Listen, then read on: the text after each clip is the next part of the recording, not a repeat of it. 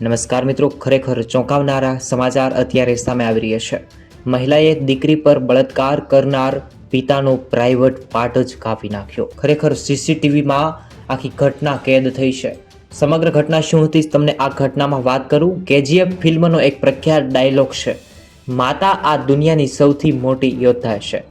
અલબત્ત આ વાત બિલકુલ સાચી છે, કારણ કે માતા તેના બાળકો માટે કંઈ પણ કરી શકે છે. તે કોઈ પણ હદ સુધી જઈ શકે છે, પોતાનો જીવ પણ આપી શકે છે અને જરૂર પડે ત્યાં કોઈનો જીવ પણ લઈ શકે છે. તે બાળકો માટે તેના પતિ સાથે લડવા તૈયાર છે.